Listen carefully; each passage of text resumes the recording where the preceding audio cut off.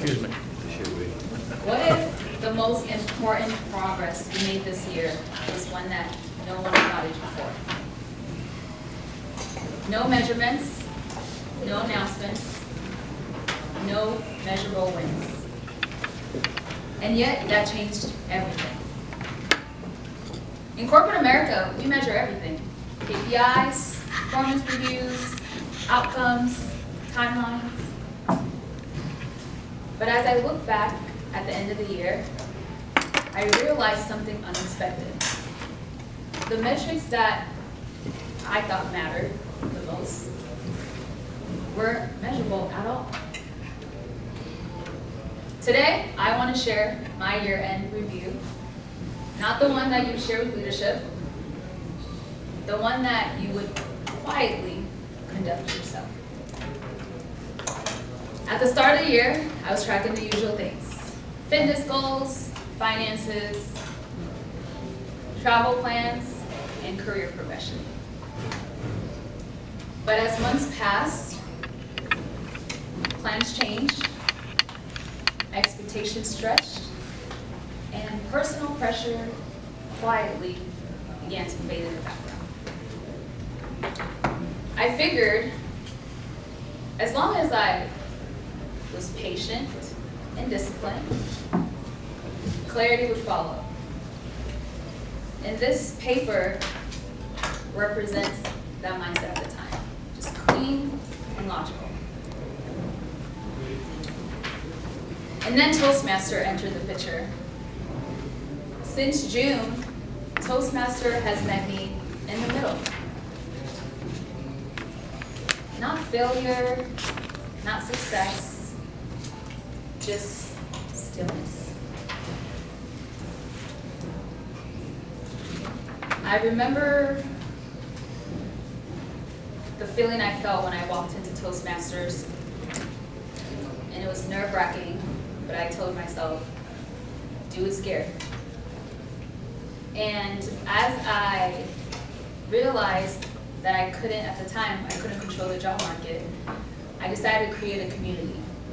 And that is when Live Connect became it wasn't a polished business plan, it was just a response at the time.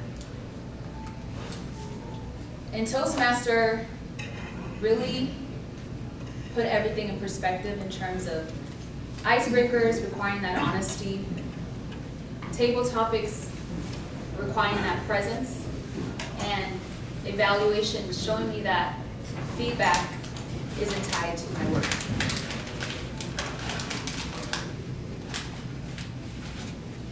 Another metric that I hadn't quite fully paid attention to this year was my well-being. Physically, I wasn't keeping up with my normal workout routines. I was resting more, a little too much. Mentally, I was carrying stress silently, sometimes in that fog that you really quite can't name. And socially, my extroverted personality began to kind of suck in a little bit. And this wasn't in some burnout, exhaustion way, more of just a exhaustion of just having it all together, per se. And what Toastmaster gave me at the time was something stable yet powerful.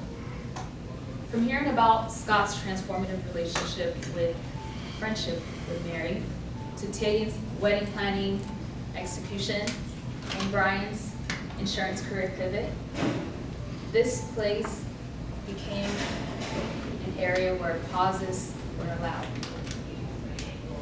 where silence wasn't failure, and where showing up, even though you didn't want to, still counted as your best. As I look back, I realized the metrics that were most important to me originally weren't successful. So instead, I measured, one, my willingness to show up regardless of the circumstance. Two, my ability to ask for help. And 3, my courage to speak while I'm still figuring things out.